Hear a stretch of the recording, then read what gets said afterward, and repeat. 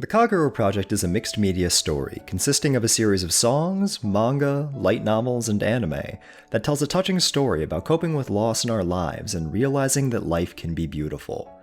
Today, the story, while not technically over, has long since passed its time in the limelight, with many of its different narratives reaching their conclusion and many having done so many years ago. The Kagerou project is, in this way, accessible. One can go through the media and experience the story of the lonely kids in any order they choose. But no matter where you start, the Kagerou project is vast and massive, much of its story told obscurely or paced with reveals that were years in the making.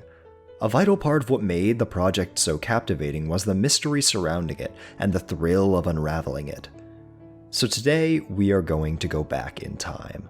Back 7 years ago and go through a story that is sure to bring tears to the eyes and examine what exactly the Kagerou project is and was. In 2011, Jin released a song by the name of Jinzo Enemy. The song featured Miku as the vocalist, accompanied by nothing more than a simple illustration of what seemed to be Miku wearing some sort of sports jacket. The song was strange, telling the story of someone and their interaction with another person, their desire to help them through a difficult spot in their life. The song details isolation and the fear of hurting another. However, its vague lyrics and lack of much visual detail going on made the song itself difficult to parse. At the song's climax, the speaker is deleted, the other party choosing loneliness. It wouldn't be until 2 years later that the details and specifics of this tragedy would come to light. Jinzo Enemy was strange, but nonetheless, these events will be invaluable going forward. The story of these two estranged people, their awkward relationship trying to live through burden, will go on to build much of the thematic framework for the story, with the song's actual place in the narrative being a major turning point. But I'm getting ahead of myself.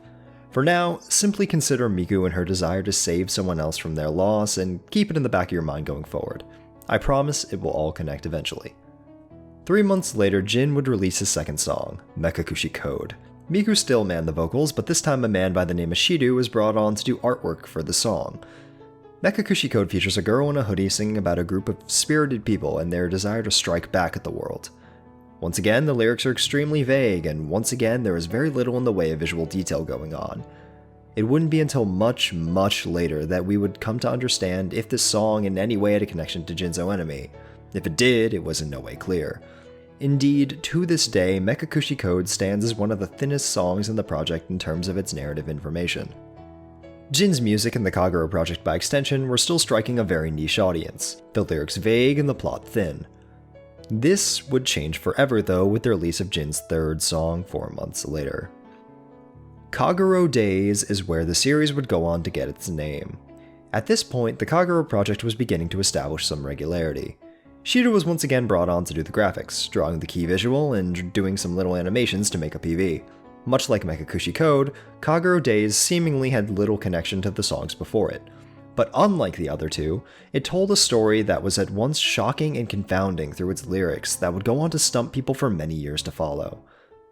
The song was told from the perspective of a boy that was playing at a park with a girl on August 15th, when suddenly the girl runs into the road chasing after a cat and is hit by a truck.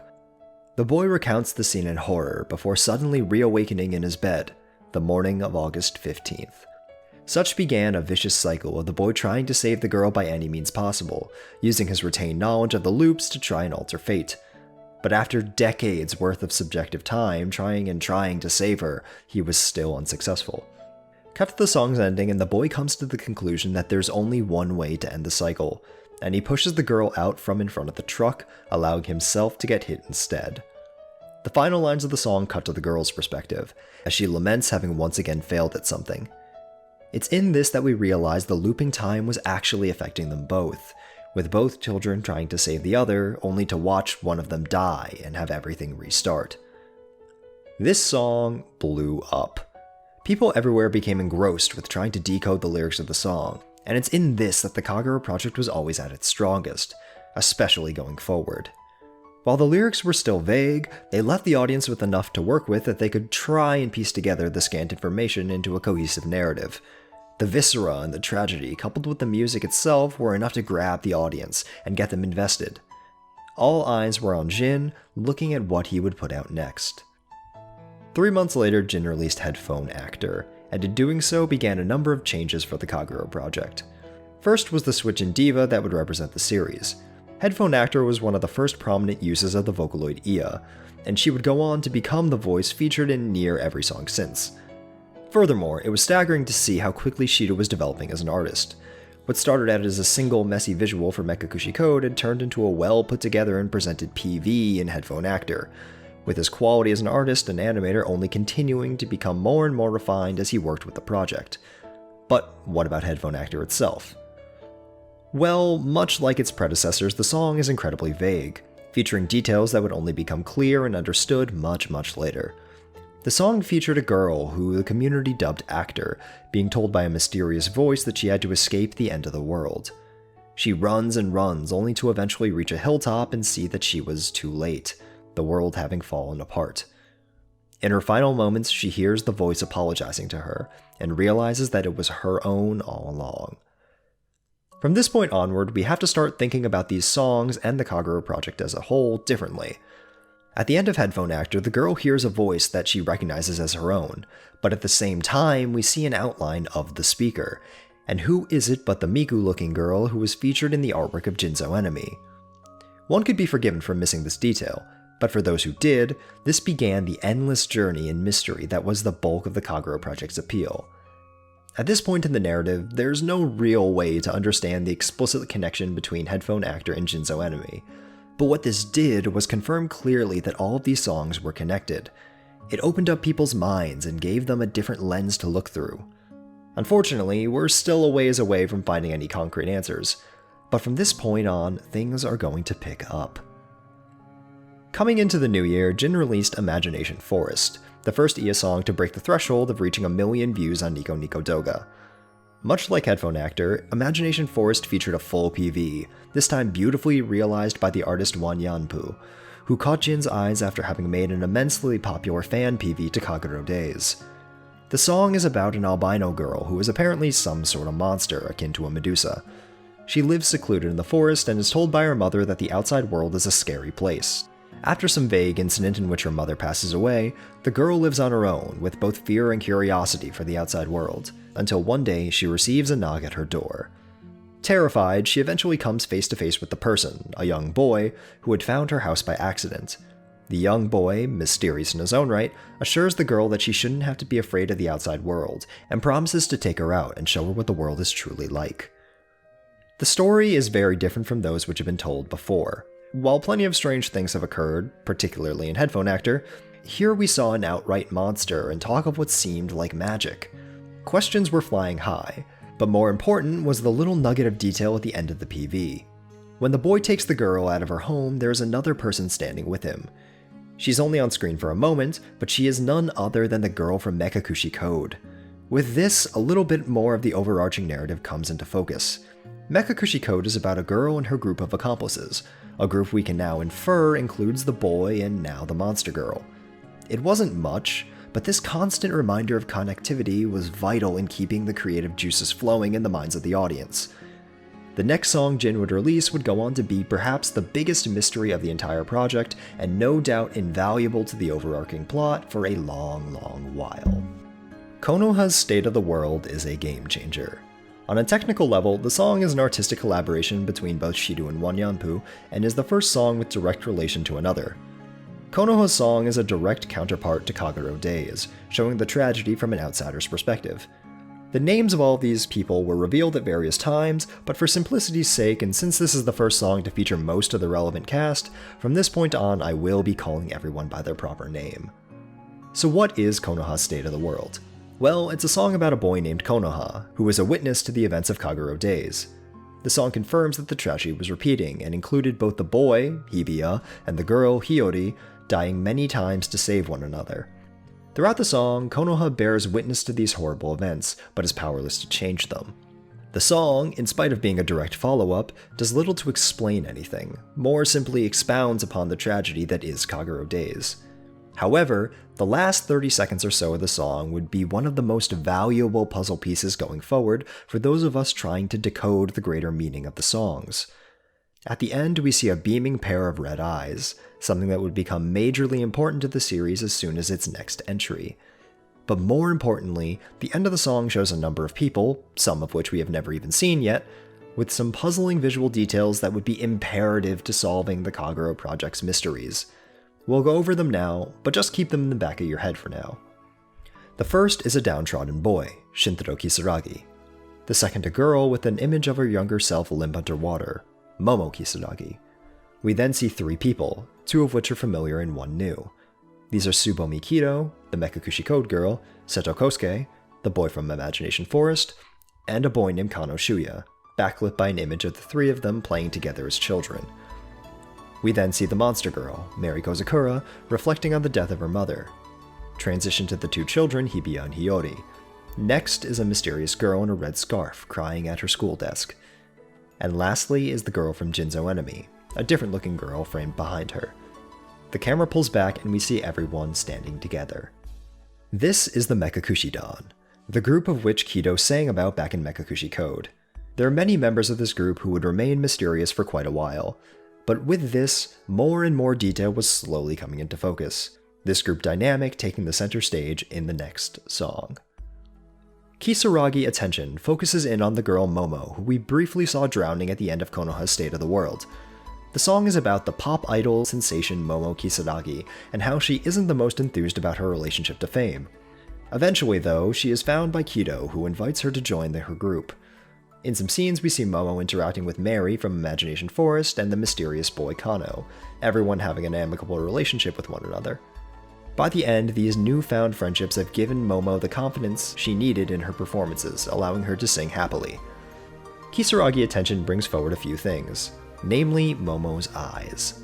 In the final chorus of the song, Momo is seen with glowing red eyes, similar to those we saw at the end of Konoha's State of the World. Once again, we are provided with more context, but little in the way of answers. Mekakushi Code has been clarified nicely in the song since it, but Jinzo Enemy and Headphone Actor, the small link between those 2 songs, were still mysterious. The cast was rapidly expanding, and the mystery was growing larger and larger. What is going on with everyone's eyes? What connection did the characters have to one another? Where is the story going? Well, prepare to kick the hornet's nest, kiddos, because the next one is a biggie. Children Record was released in July of 2012, and is a song whose visuals would foreshadow many story events to come while highlighting the mystery and intrigue surrounding the Kagerou project. The song, unlike more or less any of the others, isn't really about much explicitly, nor is it sung from any character's perspective. It functions more as an opening to the story, showing all of the characters as well as their relationships to one another. The song answers a few questions that have been nagging us since the beginning, but asks many, many more. So let's get right into it. To start, let's see how Children Record develops some things we already know. Many of the characters in the song who have appeared previously are seen with the glowing red eyes that we saw Momo have in Kisaragi Attention. At this point, we're able to draw the connection between these red eyes and the members of the Mekakushi Dan. Furthermore, the group of people, in most all of its imagery, features the boy Hibiya, but interestingly not the girl Hiyori. The implications of this won't become clear until later, but it's something important to consider. And lastly, before we start asking more questions, we see for sure the relationship between the Miku-looking girl from Jinzo Enemy, Ene is her name, and the boy Shintaro we briefly saw in Konoha's song. The 2 were framed together in Kisaragi Attention, but in Children Record we come to fully understand that Ene is something of a cyber program, and that she is directly tied to Shintaro. Now we can go back to Jinzo Enemy with context and realize what the song is more about. The song is sung from Ene's point of view as she recounts her interactions with Shintaro, who for reasons we've yet to learn was in a bit of a depressive slump, and her desire to save him from his pain.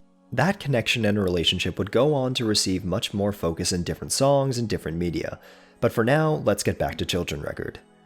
The song introduced 4 new characters in it, which certainly didn't help ease people's confusion. The first is a man in a lab coat who we would go on to learn is named Kenjiro Tateyama. Secondly, a small woman with black garments and black hair whose name is Azumi.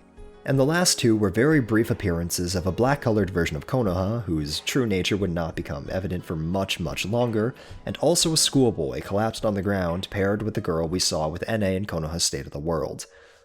Many of these people were very spooky looking, and their true nature was a mystery to us all. And here's where the project starts to get a little messy. Children Record released in July of 2012, but at the end of May that year, Gen released an album called Mekakushi Days, which featured all of the songs released at that point, as well as 4 new songs, and also 2 incredibly cryptic instrumental tracks with voice acting from NA's perspective. Needless to say, this content was hard to come across, and with the lone exception of the song Tomei Answer, much of this content and the story details therein went over many people's heads. Of these 4 new songs, I'm only going to discuss at length 2 of them. The first of which is the heartbreaking song Tomei Answer. Tomei Answer is a song sung from the perspective of Shintaro in school and shows his relationship to the girl in the red scarf we saw in Konoha's song. The song details Shintaro's jaded outlook on the world, him being a genius who is beyond school. His only meaningful friendship is with a dim but cheery girl named Ayano, who one day mysteriously kills herself. Shintaro goes on to blame himself for her suicide, citing the fact that he realized that something had been hurting Ayano, but never talked to her about it or did anything to ease her burden. In the end, we see him hauled up in his room, depressed and terrified. This song sets the stage for Jinzo Enemy. Now, with further context, we know who this girl Ayano is and what had led Shintaro to Jinzo Enemy. Plenty of other questions remain, though, like when this takes place relative to Shintaro's other appearances in the songs, or who or what NA even is. Even so, Tomei Answer did a lot to connect some of the dots in this series thus, and will continue to be vital as that portion of the series' timeline is further fleshed out. The other 3 songs are more difficult to parse. Tomei Answer had a full PV to accompany it. The last 3 songs did not. In the grand scheme of things, Dead and Seek and NA's cybernetic journey are not of much lasting import, serving as anecdotal stories with little purpose. The last of the 4 album-only songs, though, is a track called Shinigami Record, which is sung from the perspective of someone lamenting over the loss of someone close to them, at the end recounting that even though they are now alone, they will never forget the other person. Throughout the song, references to snakes and a never-ending world are made, but without any visuals, this song is so vague as to be imparsable. Context clues will allow us to break down this song and realize who both of these faceless, nameless characters are later, but for now, this is yet another thing we are going to have to add to the stash and savor later. Lastly on the album were 2 pieces called Lost Time Prologue and Kaien Panzermast, both of which are cryptic and spoken in riddles that only even start to make sense with a whole lot of added context. For simplicity's sake, I'll simply say for now that Lost Time Prologue seems to be NA recounting her feelings about Shintaro, while Kaien Panzermast seems to be her recounting her feelings for a character we have yet to meet by the name of Haruka Kokonose. Neither of these things are all that important. Not now, anyway. But they're interesting to consider in hindsight. Once again, though, I'm getting ahead of myself. So with the insight from the album, we learn a bit more about the girl Ayano as well as who Shintaro is. Moving on through the mainline series, we'll get some much-needed development for a character who was mostly unknown up until this point. Yobanashi Deceive marked the start of a new wave for the project. Shida was back in the role as the main artist for the PVs, his less deformed proportions and grittier aesthetic coming to represent the series as a whole, and this change in particular is perfect for Yobanashi Deceive. The song focuses on Kano Shuya, who was mostly unknown up until this point. Unlike Kisaragi Attention or Tomei Answer, the song doesn't really tell much of a cohesive story. Rather, it focuses in on explaining who Kano is and how he thinks. Even with that though, we do get a fair amount of story information, some of which would only become truly clear later on. We learn through this song that Kano has an issue of identity coming from his red eyes. He is a habitual liar, to the point that it's difficult for him to parse who he actually is behind all of the lies. Yobanashi Deceive, like the others, has a lot of world building and character details if you're reading the lyrics and paying a close attention to the visuals. First of these little details is Kano citing how he's been a monster for 10 years, how he seemingly has a dialogue with something within him. It was at this point that something turned Kano into a monster, when before he was not. Also of note are Kano's brief mentions of Kido and Seto. Kido is described as a girl who seems to disappear, and Seto is a crying boy who hates lies. We've seen Seto appearing differently in the different songs thus, but here for a moment we see him as how he appears in Imagination Forest, clutching a dog and wearing the white hoodie that he would eventually give to Mary. We can parse from this that Imagination Forest happened well before what is seemingly present time, a fact confirmed further by Mary already being with Kano and Kido when Momo meets her in Kisaragi Attention. Now, before continuing to the next song, what do we actually know about the overarching meta-narrative of the Kagerou project? We know that there is a group of individuals who seem to have mysterious red eyes, many of which have experienced tragedy of some kind. There's a lot going on and many more questions than that, but that's essentially what our broad understanding boils down to. I'm taking this breather because the next song in the series is dense in intrigue and information. Nico Nico Doga's #1 Vocaloid song of 2013, Lost Time Memory. Lost Time Memory, in conjunction with the song that comes after it, is one of the very few songs in the Kagerou project I would describe as an answer arc. Lost Time Memory focuses back in on Shintaro and more or less finishes his character arc that started in Tomei Answer and Jinso Enemy. While doing so, however, it casually drops bombs that would go on to change the story as we know it forever. The song is divided into 2 halves, both of which tell an alternate story of Shintaro following the death of Ayano and Tomei Answer. We learn that since Ayano's death, Shintaro has become a shut-in who dropped out of school. In the first half of the song, Shintaro eventually leaves his room, running into an apartment where the rest of the cast is waiting for him. He enjoys himself, but still lives with guilt over everything that happened to Ayano. This is identified in the song's opening as Route 1. The second half of the song is identified as Route XX, and is actually the story of Jinso Enemy told from Shintaro's perspective. Here we see Shintaro in a depressive slump after the death of Ayano, never leaving his room. He dreams about his days with Ayano, lamenting over his growing inability to remember the details. The final chorus of Jinso Enemy describes how Shintaro, cold to the world, deleted NA in a final act of solitude, and here we see Shintaro do just that. He deletes his only companion and falls further into loneliness and depression. From this point on, the song gets complicated.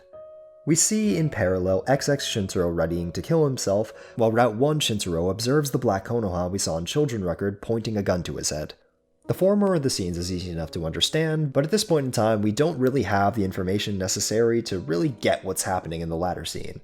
Don't worry though, in about 3 more songs it'll all become clear. XX Shintaro kills himself and Route 1 Shintaro takes the bullet for Konoha, both of them dying as a result. Cut to a world of white, and after some wandering about, both Shintaros find themselves in a classroom, the tiny girl in black from Children Record watching over XX Shintaro. But soon the scene fades as none other than the long-dead Ayano stares at them with red eyes. Ayano smiles at them, finally getting the chance to say the goodbye to her friend that she never got to have.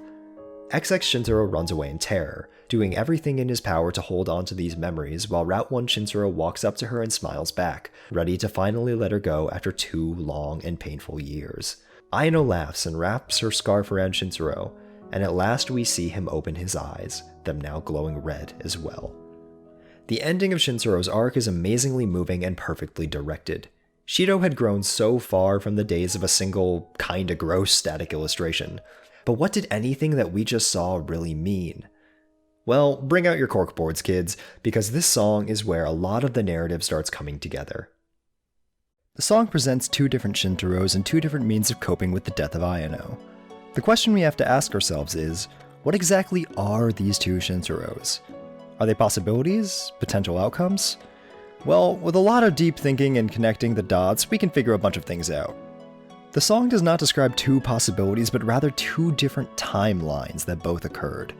We can deduce this from the fact that Route XX has an entire song dedicated to it, the project's first song, Jinso Enemy, that it's more than just a possibility. Further disproving the idea that these are different possibilities is the character of NA. NA has a distinctly different personality in Route XX and in every other appearance of her, both in Lost Time Memory and in songs like Children Record. In XX, she is much more reserved and apprehensive when dealing with Shintaro, where the girl is much more forceful and capricious in her other instances. How can we explain this change? Lost Time Prologue. Recall that in the album there was a voice acting segment called Lost Time Prologue, in which NA describes wanting to restart and create a different future, promising to not forget what has transpired. From this, we can deduce that NA has learned from her experiences in Route XX and uses at least that subconscious understanding to help Shintaro in Route 1, which means that Route XX occurs before Route 1. And what does that mean? It means that the Kagerou project is a Groundhog's Day story. Now, we don't know why this is the case, and hell, this isn't really even new information. Remember that Kagerou Days was also a time-looping story. But this broader framing of the narrative would go on to become one of the most important things about it going forward. This idea of characters failing and developing across timelines is what will eventually push the story to its conclusion. Lost Time Memory is a bit strange. It concludes Shintaro's character arc, it, along with Tomei Answer and Jinso Enemy, telling a full and complete story in and of themselves. but at the same time, it calls to question what the actual story of the Kagerou project is. We now know that for some reason, time is repeating for these kids, and we know that something is going on with the color red. And let's not forget that Shintaro literally died in lost time memory, but then continues to experience things after the fact. Questions were flowing in, every answer begging more questions as the series moved into its next song, yet another major turning point. Something that is imperative to understand at this point is that the character of Ayano Tateyama, while an enigma in her own ways, was a very small player in the story. If you didn't count Tome Answer, which was only available officially through an album, her only appearances were in Children Record for all of 3 seconds, Konoha's State of the World for all of 2 seconds, and the bits of pieces here and there in Lost Time Memory. All this goes to say that no one knew much about Ayano, and no one could have possibly foreseen what an earth-shaking force she was to the plot and all of the characters, something revealed in her own song. Ayano's theory of happiness, much like Lost Time Memory before it, connects a lot of the dots in the series. Back in Konoha's song, we saw a brief image of Kido, Kano, and Seto all playing together as children. Something we learned through Ayano's song was the result of her family adopting them. Furthermore, we learned that the mysterious man from Children Record is actually Ayano's father. Ayano's theory of happiness documents how Ayano's family came to adopt and take in the 3 orphans, Kido, Kano, and Seto, as children, and more importantly, how Ayano herself played a major role in helping the trio through their anxieties about the world and themselves, born out of their mysterious red eyes. We see that this is how they get the hoodies they've been wearing the entire project, and we get some level of insight into what actually made Ayano kill herself. We even get a little bit of information about what these red eyes actually are. Ayano lives happily with her siblings until one day their mother dies. Following this tragic incident, we see Ayano in shock reading some papers, notably on them having pictures of the unknown boy from Children Record and the girl we saw with NA in Konoha's State of the World. Based off of how these two are framed in the following shots, we can conclude that Ayano probably knows and cares for them.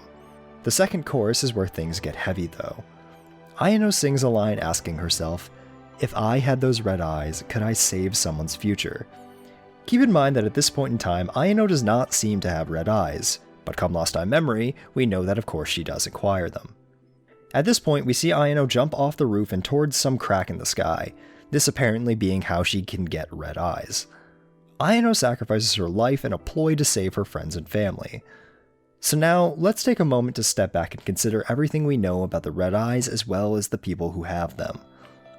Most of the members of the Mekakushi Dan have been seen with red eyes.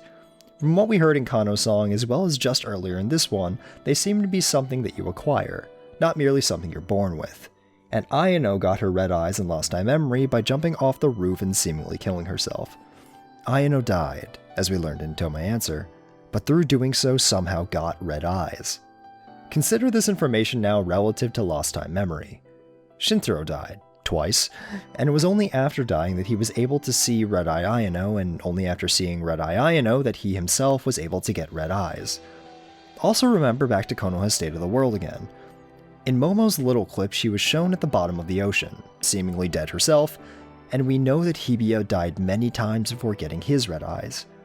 Suddenly, the picture comes into focus. Ayano's theory of happiness allows us to deduce that the red eyes are something that, probably under specific conditions, can be acquired through death. Furthermore is the date. Something both Lost Time Memory and Kagerou Days make explicit mention of is the date of August 15th, which is the end of the Japanese holiday Obon, which honors the departed. Ayano's song did some more character connecting and, importantly, clarification of the timeline. Obviously, the song takes place over a span of many years, as we, in part, see Kido, Kano, and Seto grow up alongside Ayano. But much more interesting is the small portion of the song in which we see Ayano remembering an encounter with Shintaro and the 2 people we saw earlier. They all appear in school uniforms, a detail that in and of itself gives us insight into who these people are and perhaps even more. We know that Shintaro dropped out of school following Ayano's death, something that was in part done in response to her finding some unsettling things about the boy and girl. We can conclude that the 4 characters, that is, Ayano, Shintaro, and the other 2, all knew each other in school before the troubles happened. The 2 got caught up in something which caused Ayano to kill herself, which caused Shintaro to drop out of school. Furthermore, we've known since Konoha that the twin tail girl has some connection to NA. Based on how the information was presented back in Konoha's song, it wouldn't even be a stretch to conclude that she is NA herself somehow. Something that would make sense given that that would mean she and Shintaro had history together. Remember that in Children Record, Ayano's father was framed over what looked like a boy's limp body as the girl looked on in terror. That, coupled with numerous other shots, allows us to deduce that whatever Ayano found, it was likely a direct threat to the boy and girl, which would prompt Ayano to try and get the red eyes and save her friends. This portion of the series and its timeline would be clarified soon enough, but before that, the series takes a bit of a detour to one of its less weighty entries. Otsukimi Recital is the 12th main entry in the series and, while catchy and certainly popular, isn't quite filled with earth-shaking revelations the way that Lost Time Memory and Ayano's Theory of Happiness were. The song focuses in on Momo and Hibiya, specifically about Momo helping Hibiya cope with the loss of Hiyori. Wan Yanpu returns as the lead artist this time, her round and light visual style very fitting for the tone of the song and for Momo in general. The song is cute, and we see Hibiya slowly growing to cope with his loss. But in terms of piecing together the grander narrative, we don't gain too much insight from this one. The song is much improved with the context of the extended works, seeing how similar events have happened to Momo before and how Hibiya is, in many ways, like Shintaro. But in and of itself, the song stands more or less on its own. From this point on, though, there is no more filler and no more fluff, only answers and truths. The next song released was UK Yesterday, which while seeming like one of the more disconnected songs, is actually going to tie together many of the threads left dangling for a very long time. The song tells the story of the two characters who have only appeared in passing up to this point, the boy Haruka Kokonose and the girl Takane Enomoto. The song is, superficially, just a light and silly romance about the very tsundere Takane and how she deals with her feelings for the very airheaded Haruka. Close reading like we always do though, we can pick up on a bunch of little details that do a whole lot to bring the narrative into focus. Numerous times throughout the PV, we see Haruka drawing characters based off him and Takane, two characters that we as the audience can recognize as being none other than Konoha and the girl from Headphone Actor. We had reason to believe that Takane was NA, and her being actor only goes to solidify that. But now we can understand that Haruka is, in some way, Konoha. This makes sense too when going back and looking at certain scenes from Lost Time Memory and Children Record in which Shintaro, Konoha, and NA are all framed together. They're old friends, after all. The ending of the song shows us numerous images confirming our theories from Ayano's Theory of Happiness, showing the four classmates hanging out and having fun together before everything went bad. The song series is subject to a bit of a problem of perspective. As these recent tracks have made fairly clear, the music spends a lot of time developing and explaining Shintaro, Takane, who remembers NA and actor, Ayano, and Haruka. The result is that the audience, by the end, can draw a pretty clear and easily understood through line from Ayano's Theory of Happiness to UK Yesterday to Tomei Answer to Jinso Enemy to Lost Time Memory. This tells a rather complete character arc for these four characters, but leaves characters like Hito or Seto with next to no development or screen time. The connections between the other characters just don't get the care and attention that the quartet does. That is, of course, not to say that these are poor characters, but their time to shine is not really in the music. There are 3 songs left in the main series, but before moving on, let's recap what we know and understand about the actual story of the Kagerou project. There are people with mysterious red eyes, who seemingly acquire them through dying at some point. These include all of the members of the Mekakushi Dan. Each member of the Mekakushi Dan has experienced some sort of tragedy. This is a story told across many years, starting when Kido, Kano, and Seto were children, focusing in on Ayano, Shintaro, Haruka, and Takane in high school, and then moving on to present day, in which Shintaro is a dropout, Takane is a digital being, and the Mekakushi Dan is assembling. Furthermore, we can surmise that time is probably repeating, based off the events of Lost Time Memory and Lost Time Prologue. The biggest question remaining is why? Why would any of this be happening, and what is the goal of these people?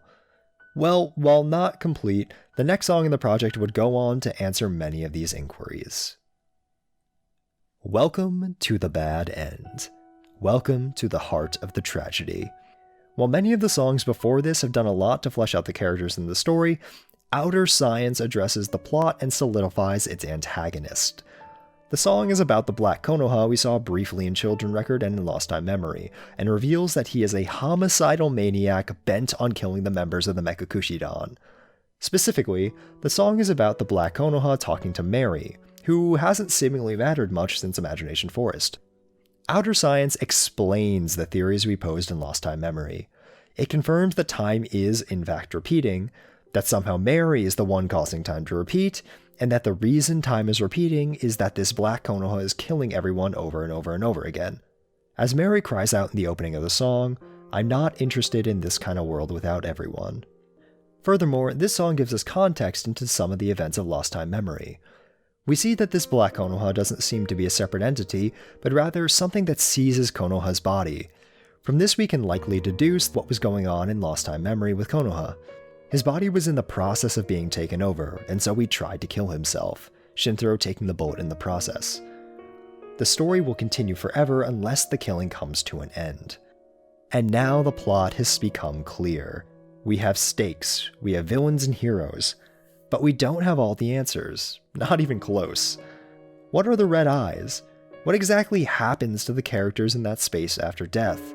Who is that black-haired girl we keep seeing glimpses of in all these videos? What is the goal of the Mekakushi Dan? How can we escape this tragedy? These are all questions that are vital to understanding the direction of the story thus and going forward. But unfortunately, they are not really questions that we will find resolution to in the music. At this point, there are two mainline songs left, but one is a backstory song for Kido, and the other is an ending that, while heartwarming and moving, does little to provide any answers. Additionally though, there's some more songs that were released exclusively on albums. Before we get into the last big song, let's briefly touch on those. Mary's Fictional World describes Mary's pain and gives us some more insight into how the world was repeating. It's a short tune, but an emotional one, describing in detail just how much Mary has grown to love the Mekakushi Dan and how much she desires a world in which everyone can smile together. All of the songs in the Kagerou project have a tagline of sorts that goes, "A story of blank the eyes." The tag for Mary's Fictional World is "A story that closes the eyes." The next is Guncho Rain, which takes place from the very unique perspective of Mary's mother, Shion, as she sings to Mary about the perils of the outside world, her having a conflict between wanting to show Mary that life is beautiful and knowing that the world itself is painful. Much like Shinigami record before it, the meaning of the song and the implications therein are only fully understood when looking at it in hindsight with added knowledge. But for now, you can just consider it a simple emotional journey about a mother's love for her daughter.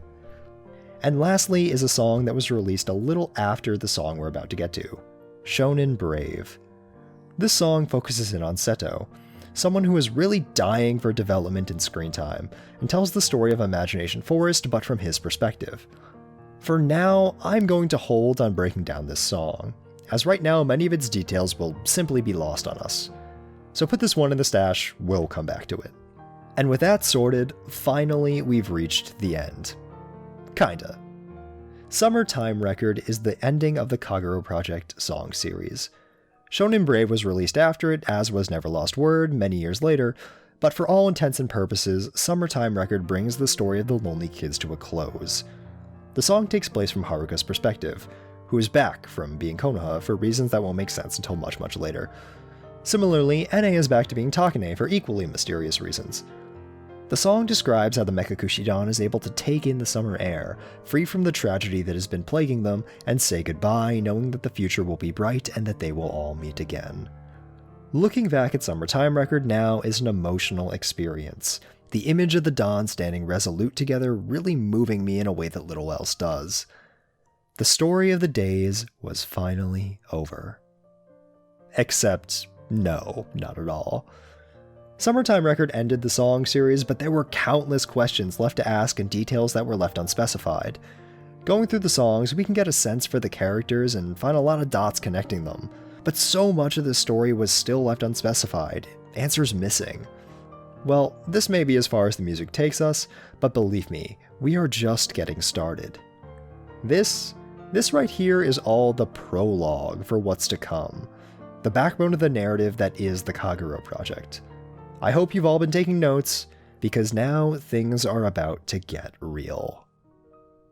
In June of 2012, after Kisaragi Attention and before Children Record, a manga by the name of Kagerou Days was released and is still running to this day. The story's been coming out at a snail's pace, but it's done a lot to supplement the information we had been receiving through the songs. For us reading the manga alongside the release of the songs, we could conclude a bit more about the story than what I described solely based off the information the songs were giving us. But, likewise, having the backbone of the songs is imperative to getting the most out of this manga. Kagerou Days is the story of Kisaragi Shintaro, 18-year-old hikikomori shut-in and resident loser who, on the date of August 15th, spills Coca-Cola all over his keyboard and therefore needs to leave his house for the first time in 2 years, with his cyber friend/nuisance who goes by the name of NA. The story frequently flips perspectives and will routinely spend large stretches of time following other characters. Furthermore, the story is told achronologically, jumping around the timeline between different arcs of its narrative. But at its core, the story is about Shintaro Kisaragi and his pursuit of a keyboard. At least it is at first. Something immediately striking is the character of Shintaro himself. The songs provide us with little opportunity to observe how this man acts and thinks, but most all accounts of his personality have pegged him as grim and jaded. Here, Shintaro was wacky and excitable, at least he is in the company of NA. This distinction, this change, is something imperative to keep in your mind as we break apart the relationship between Shintaro and NA. So the two head out, and once at the mall, they find themselves involved in a terrorist occupation, and, with the help of what he would soon learn is the Mekakushi Dan, Shintaro is able to unravel the hostage crisis. The boy passes out in shock and wakes up in an apartment with about half of the Mekakushi Dan as we know it huddled around them, as they explain to him who they are and how Shintaro will be joining them from now on. Shintaro Kisaragi never got his new keyboard, and he never will. Oddly enough, Shintaro finds his sister Momo is somehow a part of this group, and before he really knows what's going on, they're all going out to an amusement park together, much to NA's joy. Before the story advances though, we cut back and see the day's events from the perspective of Momo, and here is where major truths start being dropped left and right. Momo Kisaragi is a pop idol, but more than that, she is a monster. Momo is a peppy and cheery girl, but that energy is a facade for her insecurity and lasting feelings of guilt. She has mysterious red eyes she acquired one day as a child that makes it so people's attention is drawn to her. Not merely because they're striking or odd, but because they hold a power that does just that. The red eyes, as we come to understand in these chapters concerning Momo, manifest themselves as different and odd powers that the host can use. Kido's eyes allow her presence to be erased, so no one can notice that she's there, something that's referenced way back in Yobanashi Deceive. Kanon's eyes allow him to make you perceive him as anything he wants. He can make himself appear as a cat, or another person, or even in a different location. Seto has eyes that allow him to read the thoughts of others, and Mary's eyes allow her to freeze you in place momentarily. The red eyes are superpowers that come at the cost of your own mortality and, as we will learn, that of another as well. This explains how Ayano thought that if she acquired red eyes, she might be able to do something to protect those close to her. But even that idea will shift slightly as the story goes on. Truth bombs aside, Momo joins the Mekakushi Dan and relishes in the fact that Kido's concealing eyes can cancel out her drawing eyes, and allow her to walk around like a normal person without being noticed for once in her life. This is, as we now can understand, actually the story of the song Kisaragi Attention. Hijinks result in the Dan going out to the mall to buy some things, and sure enough they end up getting caught up in the terrorist occupation. Here we learn a bit about Kido, Kano, and Mary. Kido is reserved, but is a dependable leader who sincerely wants the best for her friends and family. Mary is shy as a mouse, her years in solitude making her apprehensive of the world and ignorant to its customs. And Kano is an aloof smartass whose true nature is difficult to parse. After the hostage crisis, the Dan all go to a theme park together, the energetic Seto joining the fray as well. This is the first time in a long while that Shintaro and Momo have spent any real time together, and as such, they have some fun teasing each other. The day is lengthy and fun, especially for Shintaro, who hasn't really left his home in 2 years. All of this excitement, however, gets Shintaro thinking about NA, who she is and where she came from. And such begins the flashback arc to UK yesterday. Here the story follows Takane, detailing her days with Haruka leading up to the tragedy. We learn that both Takane and Haruka are disabled and are taught in a class of just the two of them by Ayano's dad. Haruka has a heart condition and Takane has some sort of narcolepsy. However, the three of them get along and make the most out of their lives regardless. The focal point of this arc of the story revolves around the two of them and their teacher trying to figure out what to do for their school's cultural festival. Short on funds thanks to Ayano's dad low-key embezzling the money, the trio eventually decide that they're going to make a competitive first-person shooter with the gamer girl Takane as the combatant, against whatever unlucky soul happens to stop by the booth. They work tirelessly, Haruka doing the art for the game and Mr. Tateyama coding it. Haruka makes 2 characters for the game, Konoha and Actor, modeled off him and Takane. Eventually, the festival comes to pass. Many people visit the booth, but none can beat Takane's superior gaming skill. None until a middle school boy with a bad attitude comes up and easily trounces her. This rude little boy is none other than Shintaro Kisaragi, come to the festival together with Ayano, and such begins the friendly rivalry between Shintaro and Takane. Important to note here is that this version of Shintaro is back to being the down-on-life jaded boy we see in Tome Answer. Something had to change to make Shintaro the funny loser we see in present day, something that will be imperative to his growth. Back to the story though, we see that the following year, Shintaro and Ayano would enroll at that very high school, and find themselves inseparable friends with Takane and Haruka. Shintaro becomes good friends with Haruka, his first male friend, and Takane with Ayano as well. All the while though, Haruka's health has been spotty, and Takane has been wrestling with her affection for him. One day, he collapses. Down in the dumps, Takane confides in Ayano about her weakness, and Ayano convinces her to confess her feelings before it's too late. Takane runs down the halls of the school, eager and happy, but before she can reach Haruka, she collapses herself, and her consciousness fades to nothing. When next she wakes, her body is gone. She is but a thought. Takane died that day, as did Haruka and Ayano.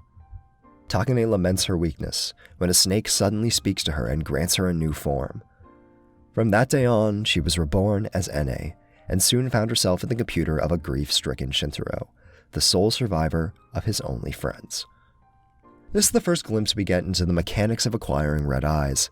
While she is very infrequently shown with them, in this moment Ene does in fact acquire the power of awakening eyes, the power of effective immortality.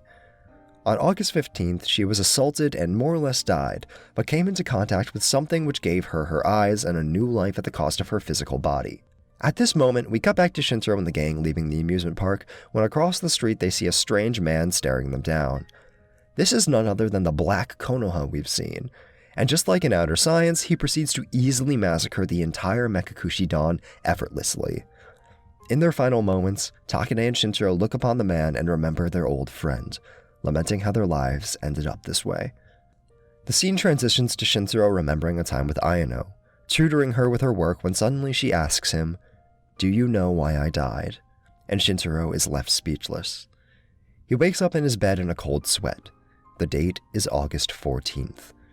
This begins the second of the manga's 2 current timelines. The first timeline, as we'll come to see, is very similar to the starting events of the light novels and anime series. But the second manga timeline is a different beast entirely. The second manga timeline is a bad end built off the assumption that the audience already has a rather deep-rooted understanding of the story and its characters. It twists expectations and relationships, contorts the narrative into something entirely unique from everything else in the project. So for now, we're going to actually put it on hold and take a look at the Kagerou project's single most cohesive story, the novel series, also called Kagerou Days. The novels are a strange beast. Much like the manga, it shifts between different perspectives, telling different stories, but does so much more frequently. Each of the 8 novels usually tells 2 stories with different protagonists concurrently. Furthermore, it doesn't actually specify in any clear terms who the speaker is. You kinda just have to hope for the best. In practice, it's not that hard to follow the pace of the action, but the style of the narrative is something that takes some getting used to. The first 2 novels, In a Daze and Headphone Actor, are essentially just a retelling of the manga's first timeline, with the change that instead of finding Black Konoha after visiting the amusement park, the Mekakushi Dan discovers normal Konoha there with Hibiya, and the story continues. The novels are a single timeline, and are where most of the story's truths and reveals take place. There's a single major difference separating the novels and most every other timeline of the story though, and that is a firm goal. The novel series is about the Mekakushi Dan fighting to reclaim the things they have lost and beat the force trying to hunt them down. Following the first 2 novels, the third novel focuses in on Momo and Hibiya, telling concurrently the story of Momo trying to help Hibiya and Hibiya's own struggles leading up to the events of the song Kagerou Days. In essence, it's a fleshing out of the story of Otsukimi Recital, but with lots of added detail. Here we get to see for the first time the actual characters of Asahina Hiyori and Amamiya Hibiya. Hiyori is a very proud, sometimes bratty, but well-meaning girl who is visiting the city together with Hibiya, who is more her servant than friend. Hibiya, in turn, is head over heels in love with Hiyori to an almost creepy extent, but sincerely wishes for her happiness. Hiyori is a relative of Ayano's mother and is also a big fan of Momo. The duo end up finding themselves living with Konoha, who is a mysterious, spacey amnesiac boy taken in by the Tateyama residents. However, soon the events of Kagerou days unfold, and by the tragedy's end, Hiyori has been lost and Hibiya is grief-stricken. Cut to present, and Momo is pursuing the dazed Hibiya and doing her best to push him forward through his pain. While all of this is occurring, Shintaro is back at the base with Kido, and the two begin to plan out the real meat of the story. As we learn, many of our suspicions have been correct. Kido explains that she, Kano, and Seto have all had experiences with death as children that resulted in them gaining their eye abilities. However, we also learn that there was something else lost as well. At the time of death, the kids were all with another person.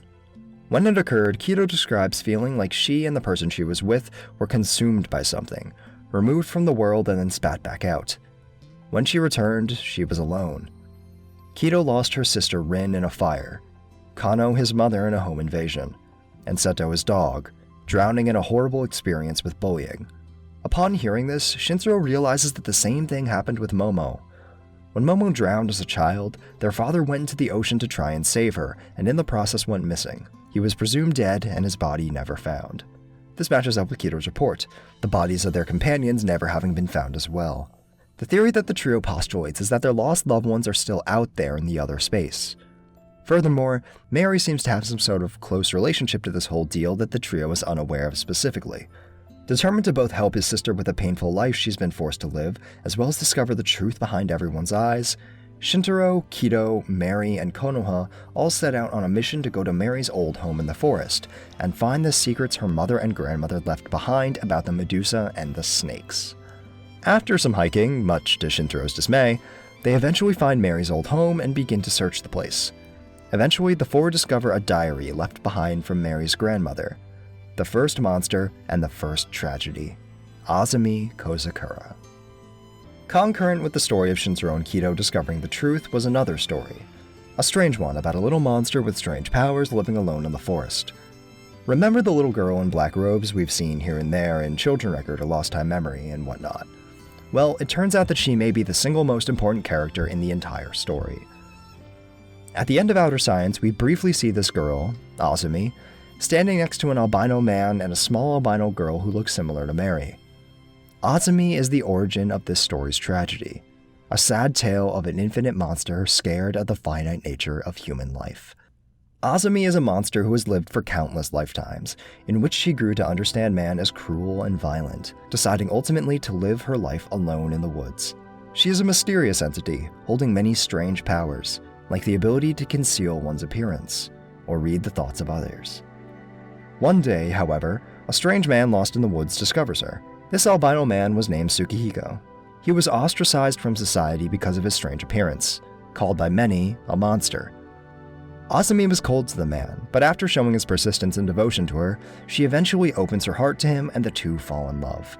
This marked the first time Azumi had found affection in another, the first time she really cared about anything. Years pass and the two form a family together, even having a child in Mary's mother, Shion. But soon, Azumi has a realization that shakes the immortal monster to her core. One day, Tsukihiko and Shion are going to die.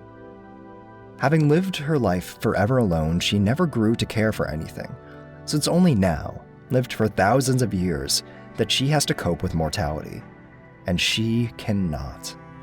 Shinigami Record, the extra song in the very first album, was actually about Azumi and her relationship to Tsukihiko. Azumi is terrified of the finite nature of life, and so she decides to run. Azumi uses her vast power to create an entire world where time is stagnant and the family can escape and live together forever. The family decides that on August 15th, the last day of Obon and Azumi's birthday, they will leave the world forever. However, before leaving, Tsukihiko wants to do one last thing for Azumi to show her the beauty of the world. He leaves the forest with the intention of finding someone to marry together him and Azumi. The world, however, is not so kind. Tsukihiko is rejected, taken, and beaten, and August 15th comes with him unable to return to his wife and child. Townsfolk invade their forest home and try and kill Azumi and Shion. Azumi fights them off, but is heartbroken, feeling once more and for the last time that the world has betrayed her. She retreats into the world that she created all on her own, leaving behind her child and her husband, forever cutting herself off from this life. Of course, Azumi was wrong. Tsukihiko eventually returns and continues his life raising his daughter in solitude. Even on his own, though, Tsukihiko and Shion never once blamed Azumi. Years pass, Tsukihiko passes away, and with time, Shion has a daughter of her own, that being one Mary Kozakura. Azumi, however, is broken and aimless. One day, though, as we saw in Imagination Forest, Mary and Shion are assaulted in the woods around their home, being beaten to death. Azumi is still living in the world she created, and using her powers, she has always been looking over her daughter and granddaughter. Seeing this horrible tragedy unfold, Azumi makes a cry to the world she created. Take in the two who are dying on August 15th and give them new life. And so Mary and Shion were brought into the world Azumi created so long ago. However, Azumi had realized that living in this world was no way to live. Azumi's powers were divided into different things called snakes. Each snake of the Medusa represented a different one of Azumi's many powers. Azumi, in her desperation, gave her daughter the Queen Snake, in the hope that in doing so it could save her, allow her to return to the world and keep trying to find joy in her life. However, Shion instead passes the snake to her own daughter, Mary. In doing so, Azumi loses the Queen Snake, but Mary is able to return to life. When Azumi gave away the Queen Snake, though, she lost control of the world, and so the order she issued to it remained active indefinitely. The world continued to take in the two people who died on August 15th, whether that be a child and her father, a boy and his mother, a girl and her sister, or perhaps two children in a traffic accident. The red crack in the sky we saw back in Ayano's theory of happiness was just this, the opening to this other world. Every time they entered this world at death, the world did the same thing it did with Mary, giving one of the people one of Azumi's snakes and letting them free, while the other remained alone. Within this world, the trapped people see different things. Hibiyon Hiyori's world was a seemingly endless repeat of the traffic accident that killed them, this being the true nature of the song Kagerou Days. Headphone Actor, Takane's old song, was actually about her time in the world Azumi made, it taking the shape of a ruinous city. That is the truth of the red eyes and the children who stole the snakes from the Medusa. One person's fear of death created a cycle that ensnared all of these kids. Kido, Shintaro, Konoha, and Mary all read and discover this information together. While parsing through all of this, Kido decides on a name for the other world, the Kagerou Days. They now know the truth of their circumstance and the existence of Azumi in the other world, and so, book in hand, the quartet make their way back to the apartment, armed with their new knowledge. On their way back, though, Shintaro has a near-death experience of his own. He takes a nasty fall off a cliff and only barely escapes mortality by having Konoha jump and save him, his own body being destroyed and mangled in the process. Shintaro grieves over the loss of his friend, but Konoha's body soon begins to repair itself, and Konoha awakes all right. Konoha's eye ability, opening eyes, allow him to have a perfect body with abnormal physicality. Shintaro and Konoha connect in this moment, much like he once had with Haruka 2 years prior. They share a Coke together, and soon the Dawn is reassembled in the apartment with a new goal. Operation Conquer the Kagerou Days, a plan to beat death and take back everything that everyone has lost. This brings us to the 5th novel, entitled The Deceiving, which takes a moment to step back and reveals a bunch of truths concerning Ayano and Kano. We learn about how Kido, Kano, and Seto grew up together in an orphanage after each one of them suffered the tragedy that resulted in them gaining their eye ability. One day, they're all adopted by the Tateyama family, whose father and mother were actually doing research on the Medusa. They're taken into the family due to their connection to Azumi, but are treated like real family nonetheless. The kids all gain a new father in Kenjiro, a new mother in Ayaka, and most importantly, a new sister in Ayano Tateyama. However, as we know from Ayano's theory of happiness, the Tateyama's mother, Ayaka, dies one day when both she and her husband were involved in a landslide on the date of August 15th. Yes, that's right. On that day, they both died and went to the Kagerou Days, Ayaka staying dead and Kenjiro obtaining the Snake of Clearing Eyes, the story's true antagonist. This snake is highly sentient and intelligent. It is, in fact, the snake that suggested that Azumi create the Kagerou days to begin with. You see, the snake of clearing eyes is terrified of death. It's able to possess the user in the nighttime, and its explicit purpose is to fulfill the desires of its host, in whatever way it chooses. With Kenjiro as its master, its goal is simply to bring back his dead wife Ayaka. In order to do this, the Clearing Eyes devises a plan, that being to bring all of Azumi's snakes out of the days and assemble them around the queen. This would, essentially, create a new Medusa of fantastic power, which would allow Kenjiro to reunite with his dead wife via the Kagerou days. However, the snakes can only be drawn out through this process of entering the days and dying on August 15th as we described earlier. So the snake, completely free of Kenjiro's will, decides it will kill both of Kenjiro's students, Haruka and Takane, in a specific way, bringing 2 more snakes out of the days. In order to bypass the whole 2 people per snake thing, the Clearing Eyes is able to trick the days by making it recognize the body and mind as 2 distinct entities.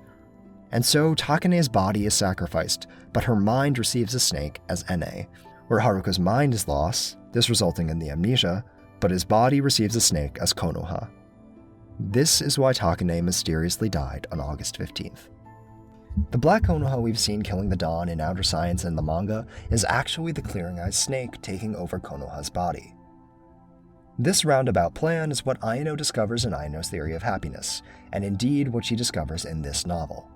And so, Ayano devises a plan of her own to trump the Clearing Eyes snake and try and save her friends as well as her family.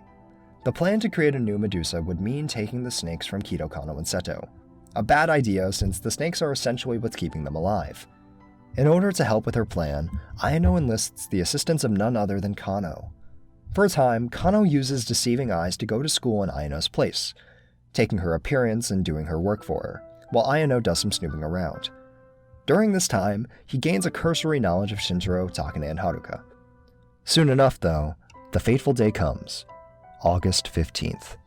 Ayano's plan was to kill herself, entering the Kagerou days so she could take one of Azumi's snakes, but then never return to the real world. In doing so, the Clearing Eyes' plan is ruined, for the Medusa cannot be reborn unless all of the snakes have assembled around the queen. Her plan works, mostly. She enters the Kagerou days and the Clearing Eyes is stumped, but Ayano is too late to save Haruka or Takane, who have already been lost. All is not well though. Aside from the obvious side effect of Ayano being dead now, Kano witnessed the entire thing and was, in fact, discovered by the Clearing Eyes snake. The Clearing Eyes forces him to go pretend to be Ayano's dead body. For years after, Kano would have no choice but to cooperate with the Clearing Eyes, or else the Clearing Eyes would kill his family. Such began Kano's descent into self-hatred and suffering that would last to present day. After pretending to be Ayano's dead body, Kano was walking home when he came across none other than Shinjiro. Disgusted at the world and himself, he turned into Ayano and lashed out at Shinjiro, who didn't even know Ayano was dead yet, saying, "It's your fault for not noticing." This event would be a major reason for Shinjiro's lasting guilt and remorse, as he would soon learn that his best friend killed herself, blaming the entire thing on him. Cut to present day and Kano is alone with his thoughts. He doesn't know everything, but he knows enough to know that everyone is in serious danger with no exit. However, on his way back to the apartment, he comes across Seto, who can see that his brother is hurting. In a touching moment, Kano shows his weakness and Seto comforts him. No one can know Kano's burden, because no one else was there. No one saw Ayano die, and no one had to live with that guilt. Seto Kosuke hates using his eyes. He hates the ability to pry into another person's mind and steal their thoughts. He thinks it's unfair and cruel. But in this moment, Seto uses his eyes to read Kano's mind and see everything that he had that day, allowing himself to be the one person in the world who can really understand him. His words to Kano, "Let's carry it together. I mean, we're brothers." Kano resolves to fight back against the Clearing Eyes with everyone and come clean about everything he knows, and that includes bringing Ene back to her body. So now the gang is all reconvened at the apartment. Kano and Seto took Ene back to her body, which was hidden underneath the school, and returned her to her physical form as Takane and Emoto. Kido and Shinjiro have devised a plan to fight back against fate. And, well, I guess Momo made Hibiya not sad anymore. In any event, everyone is together. Kano shares what he knows about the Clearing Eyes, and the Dawn prepares to fight against the tragedy they've been stuck in for so long. Before going further with the story though, in classic Jin fashion, we have to flash back to 2 years prior. Over the Dimension tells the story of Headphone Actor but from Haruka's perspective and is easily the most emotional of the 7 novels that are translated as of now. It details the trip Haruka took to Ayano's house to work on the video game with Ayano's dad before the cultural festival. There, he has some funny interactions with Ayano and a rather touching moment with Seto, who is resolving to walk forward in his own way. We move on to the cultural festival and see that after it all, Haruka ended up meeting up with Shintaro. Hunting him down after he beats Takane in the game, Haruka offers Shintaro a Coke. Shintaro doesn't claim to like soda, but takes it anyway. Yes, people, that's correct. The reason that Shintaro loves Coca-Cola in the present time is because it's a lasting symbol of his friendship with his dead friend Haruka. Much like how he wears his red sports jacket because Ayano told him it looks good on him. Shintaro carries Ayano in his clothing, Haruka in his drink, and Takane in his hand as Ene. Time goes by and the two become inseparable friends.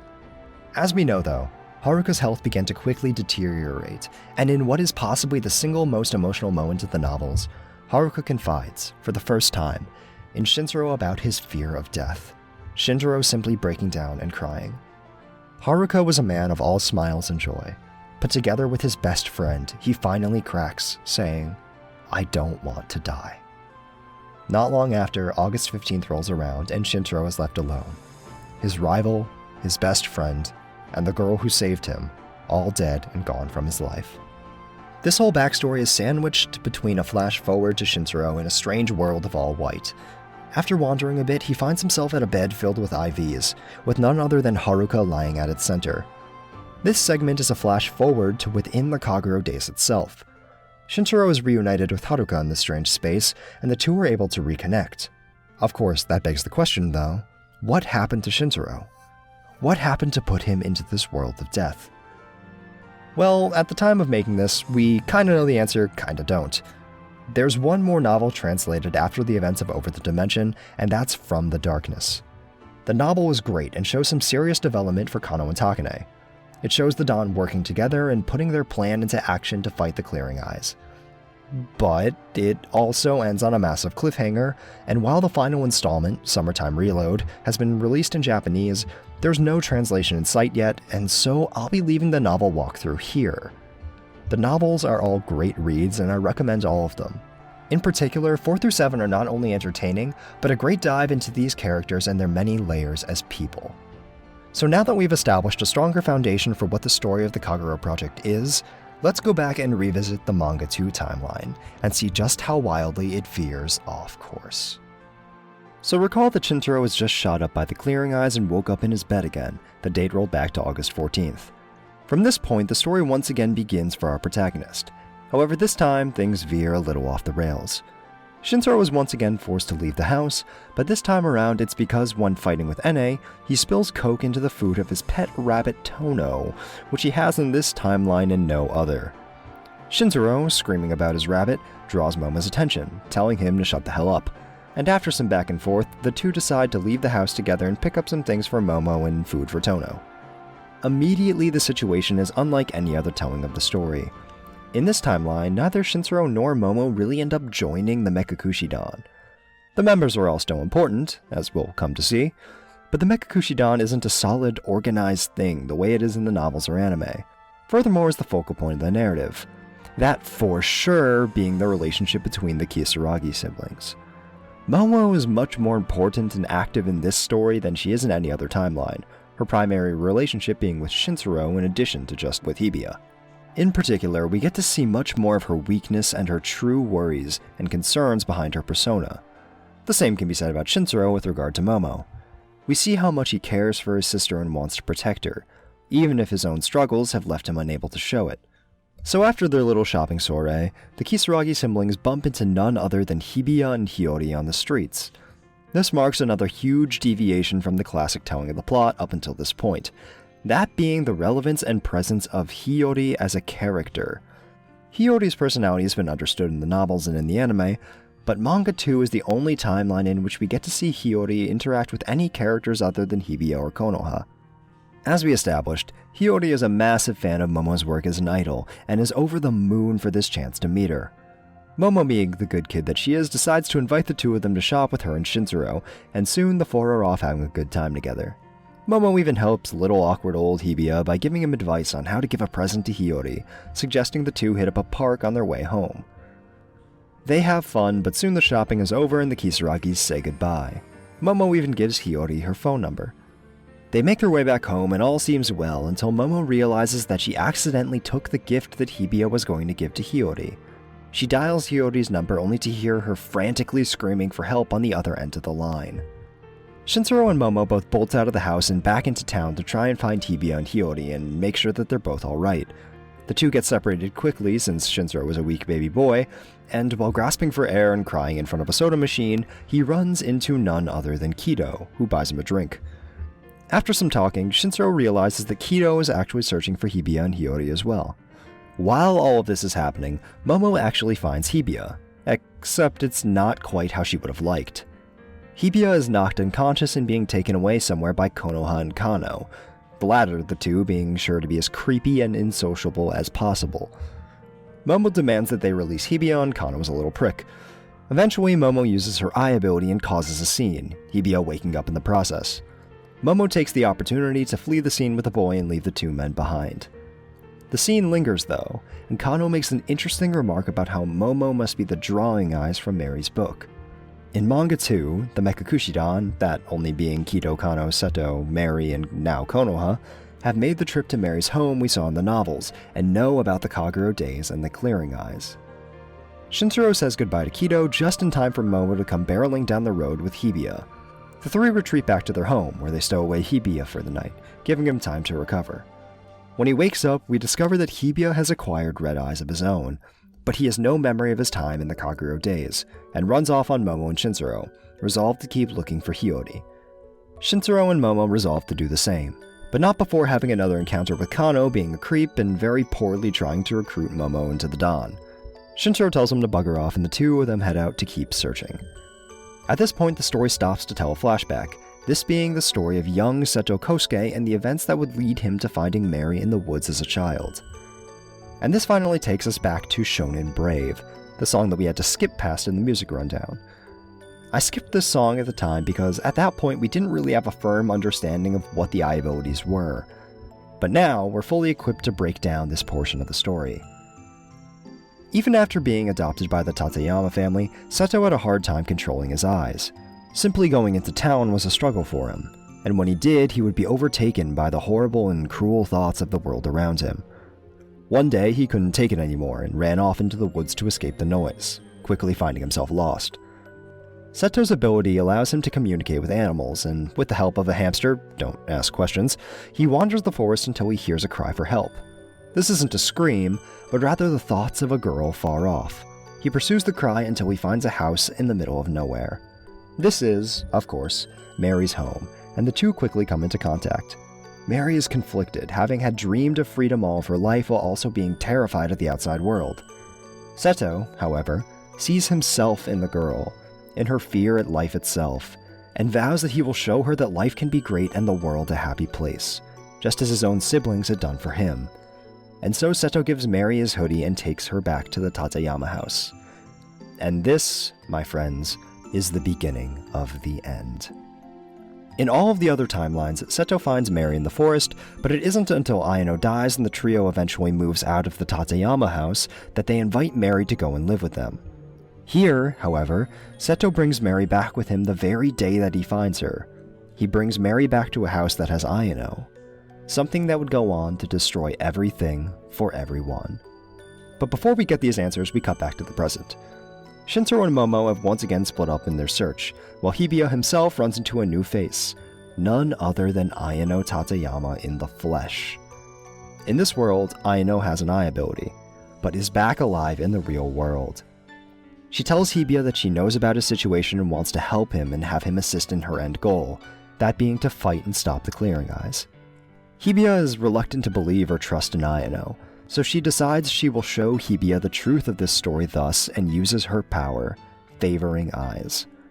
Ayano's eye ability allows her to project emotions and memories onto another person.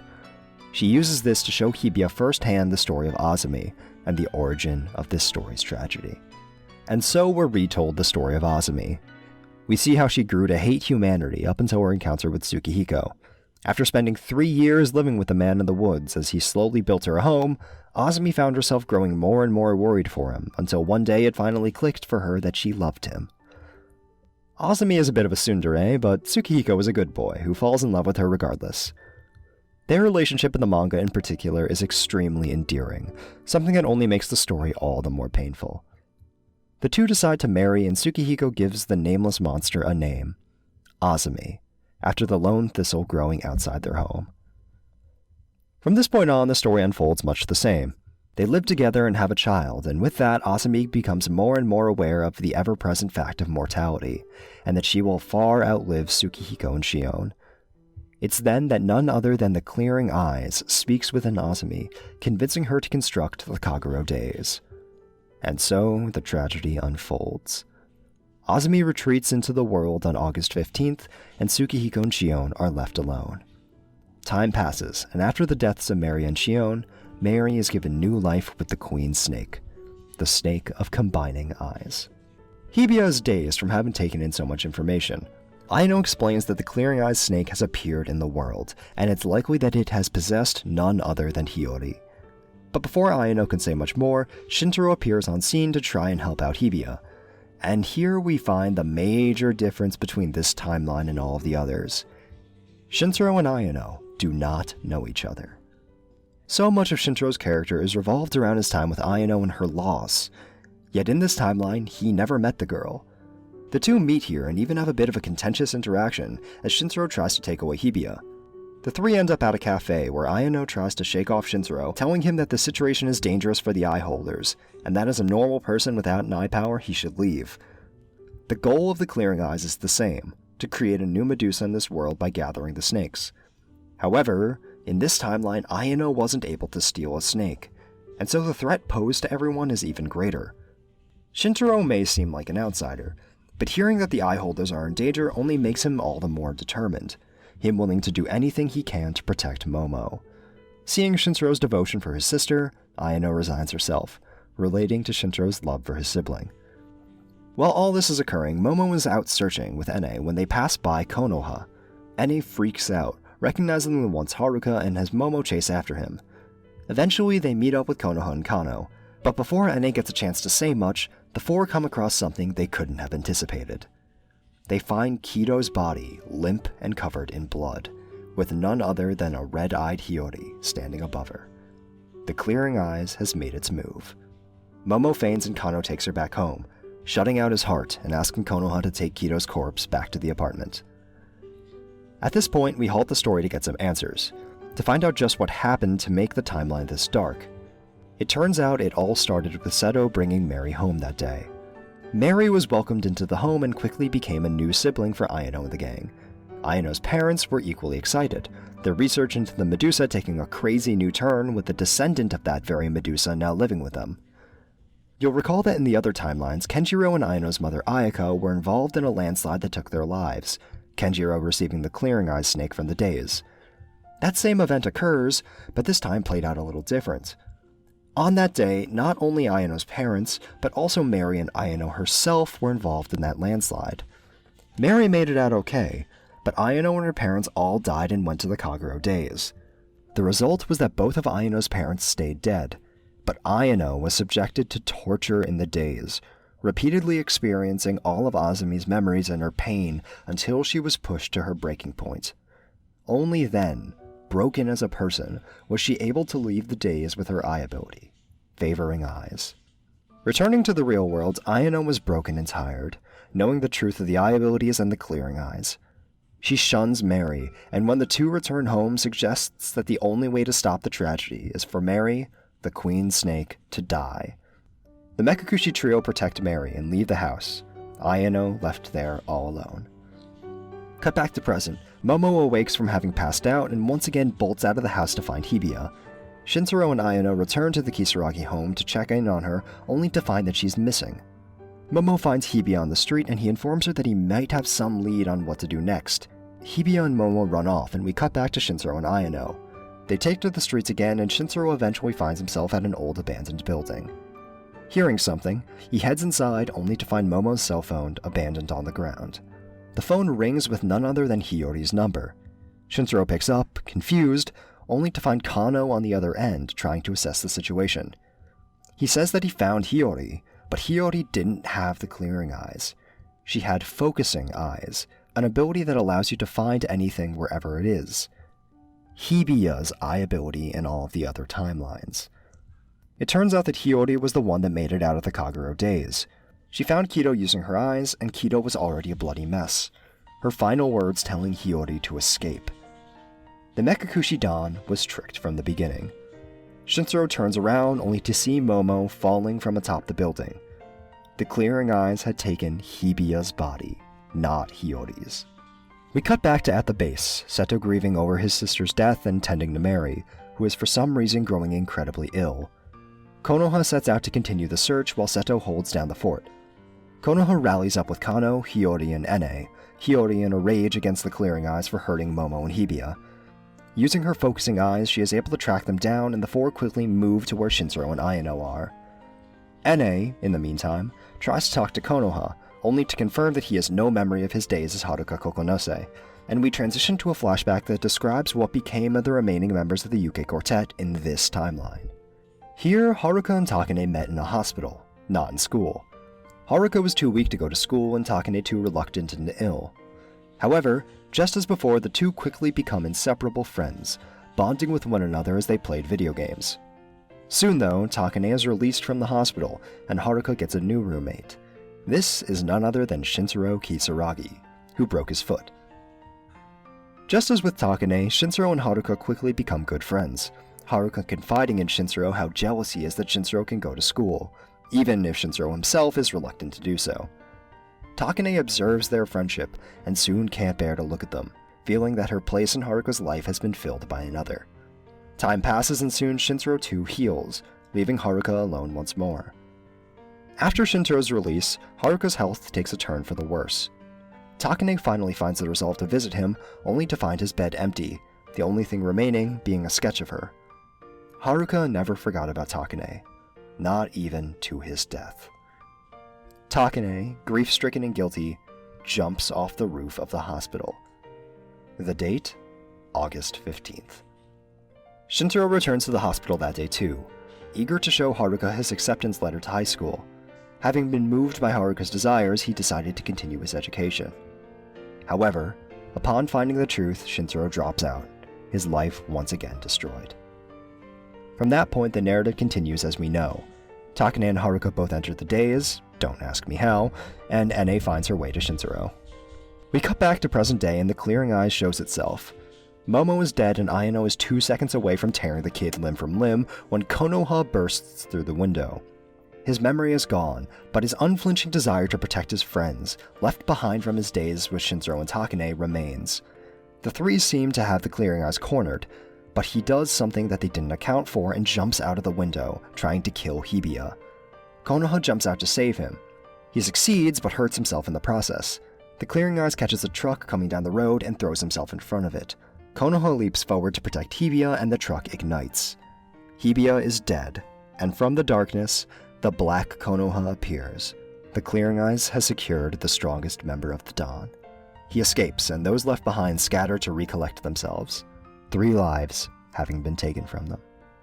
Ayano and Hiyori return to the apartment, Ayano finally making amends with her siblings and joining them in grieving the loss of their precious sister. Meanwhile, Shintaro is locked away in his room, searching with Ene to find any trace of the clearing eyes. He thinks about the sister he lost, how he never was able to protect her and be the brother that he always said he would. Suddenly, Shintaro stops.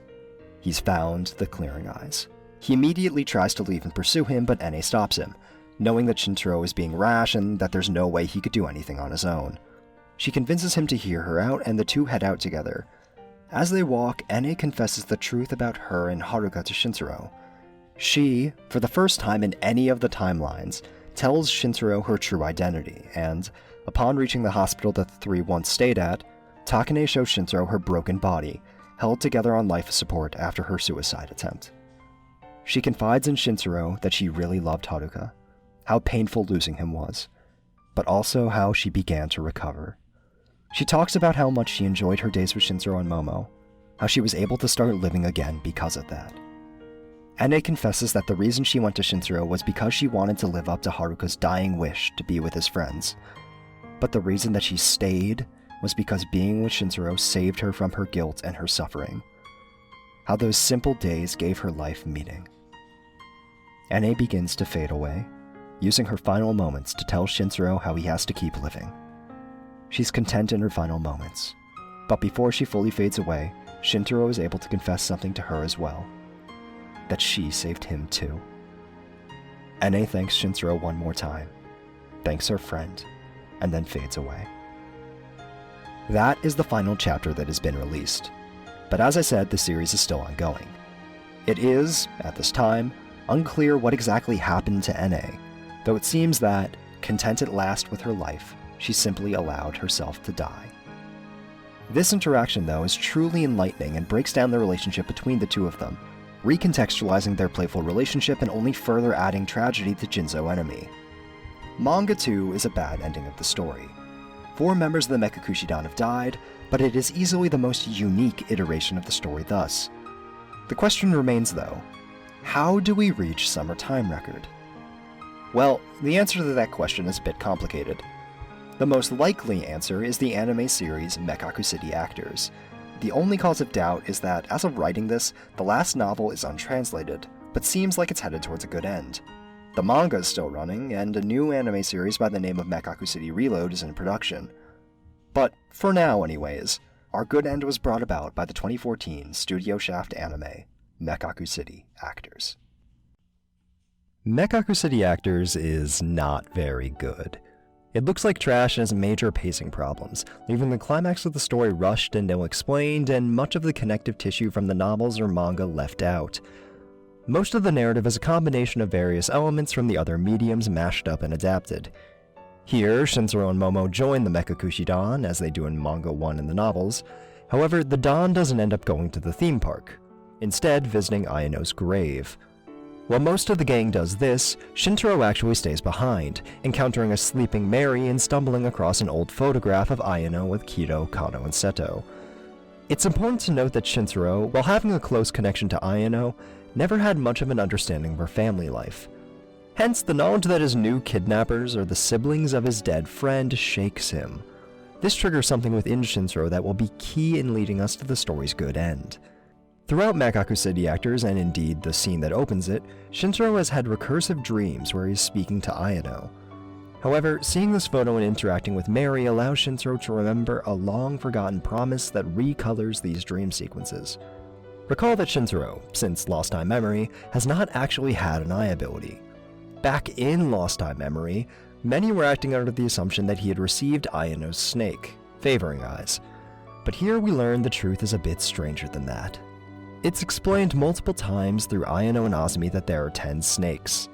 Kido's concealing eyes, Seto's stealing eyes, Kano's deceiving eyes, Momo's drawing eyes, Takane's opening eyes, Hibiya and Hiyori's focusing eyes, Konoha's awakening eyes, the snake of clearing eyes, Ayano's favoring eyes, and of course the queen's snake, the snake of combining eyes. Shintaro is a bit of a unique case. We learn that Shintaro has a power of his own, that he has had one for quite some time. Shintaro has the snake of retaining eyes. This is a special snake that was made not by Azumi, but by Mary, having gathered all of the snakes in one of the many bad ends and was then given to Shintaro. The trigger for his power is a bit spotty, but it allows him to retain information perfectly, even across timelines. Having the information from all of the previous routes come back to him, Shintaro devises a plan to break the cycle of tragedy. He kills himself in a send-up to Route XX, entering the Kagerou days, and navigates it until he finds Haruka, much like he did in the novels. The two have a tender reunion, but it's cut short as there's another person Shintaro needs to enact his plan. That person being none other than Ayano Tateyama. In the anime, Ayano died in the standard way, killing herself to steal the favoring eyes from the clearing eyes, and as a result is still somewhere within the Kagerou days. As Shintaro is navigating the days, the other members of the Dan have been struggling against the clearing eyes, who since visiting the gravesite have been scattered and captured using Kenjiro. Hibios join the chaos, and we get a nice retelling of the touching scene between Kano and Seto from the novels, this time moved to Ayano's grave for further impact.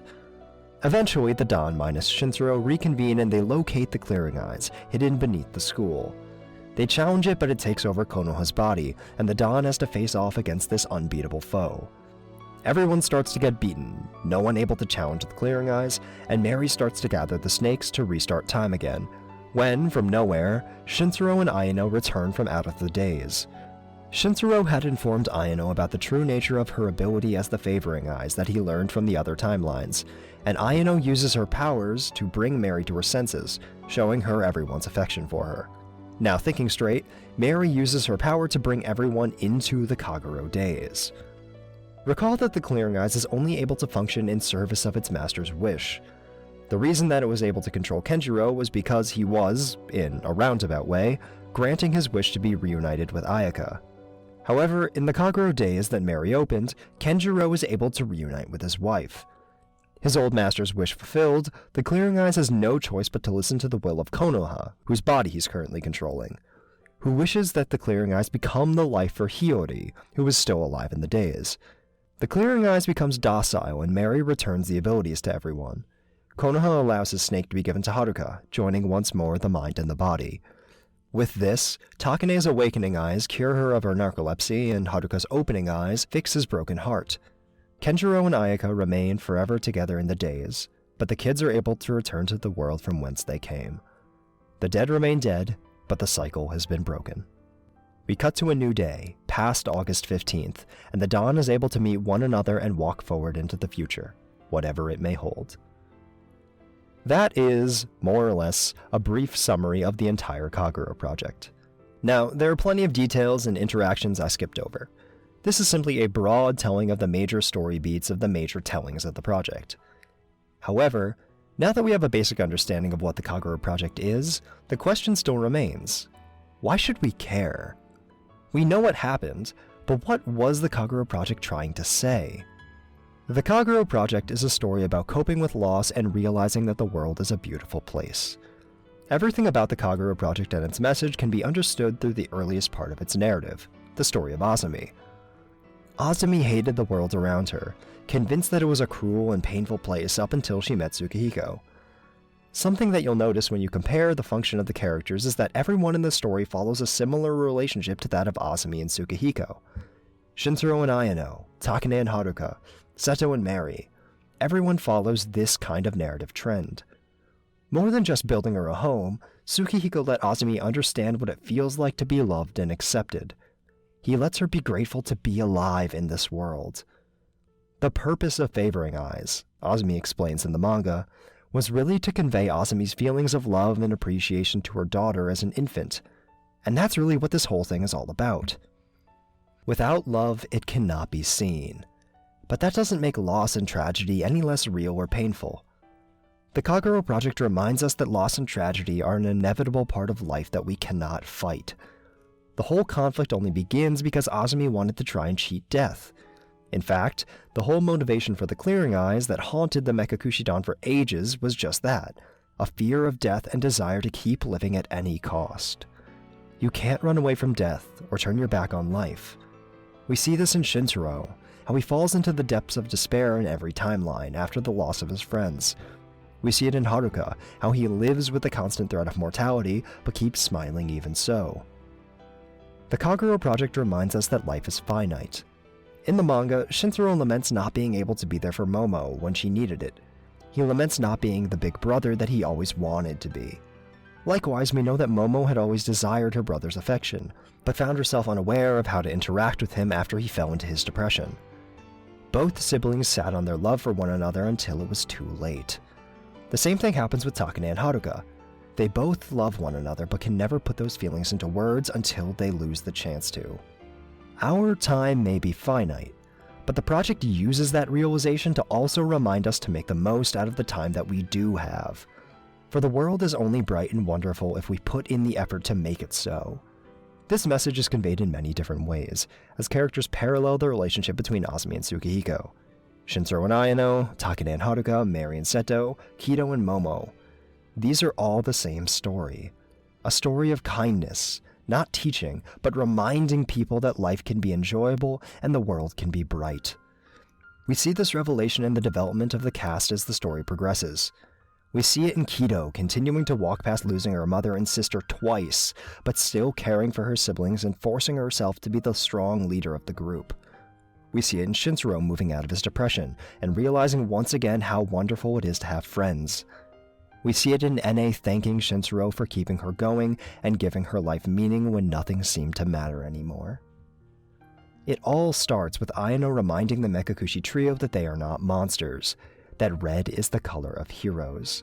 And by the end of it, every single member of the Mekakushi Dan is able to face the future. Ayano started the Mekakushi Dan as number 0 to give the lonely kids a safe place, a place where they didn't have to be afraid. Consider how each of these people were hurt by tragedy and the loss of loved ones, how their original plan to conquer the Kagerou days was a desperate ploy to take it all back. And then consider Summertime Record, in which they happily sing about being able to smile through their farewells and realize how much everyone has grown together. But just as important as the message is the execution therein. One of the story's biggest strong points is its ability to relate characters. Shintaro goes through a near-identical arc as Azumi, just with a few different circumstances. This shows how omnipresent the fear of loss is and how easily anyone can be affected by it. The difference, however, is the final outcome therein. Azumi ran away from the world, from reality, much in the way that XX Shintaro does. In Lost Time Memory, Azumi looks down at XX Shintaro in recognition that they are the same. It's the strength of Route 1 Shintaro that's able to surprise the girl. In that moment, Shintaro is stronger than Azumi ever got to be. And it's not just him. In Days, the ending song of Mekaku City Actors, Azumi is a moment where she looks upon the Mekakushi Dan, at everyone struggling forward, and is dumbfounded by their ability to keep moving. Another important thing to consider is what exactly it is that makes the world such a beautiful place. Simply put, it's empathy. Tsukihiko didn't whisk away Azumi's problems. Ultimately, the two still lived a life in seclusion in the middle of the woods. What he did do for her, however, is tell her that she is not strange, that she is not just some monster. And isn't that exactly what Ayano does for Kido, Kano, and Seto? And in turn, isn't that exactly what Seto does for Mary? Similarly, Takane is only able to save Shintaro because she and him are so alike, both in their perspective and in their loss. It's that sort of understanding that allows the two to keep going past the death of the person they loved more than anything, and begin to walk forward again. Every one of the interpersonal relationships is so detailed and perfect in relation to the story's message. Take the friendship between Momo and Kido, for example. They're seemingly polar opposites of each other. One draws people's attention and is bright and bubbly, while the other hides her presence and is cold and standoffish. However, these superficial personalities are complete falsehoods. Kido is strong and kind. She lacks confidence, but her many bouts with tragedy allow her to keep pushing forward for the sake of the people she cares about. Momo, on the other hand, is passionate and bright, while constantly carrying anxiety and self-deprecation. It's in this, however, that the two complete each other. They seem different, but both desire the sense of fortitude in life that they see in the other person. It's little things like this that just add so much detail to the narrative. So much is conveyed without words. Consider how Shintaro wears his red jacket because Ayano told him she liked it. How he drinks Coke because Haruka gave him one once at the cultural festival years ago.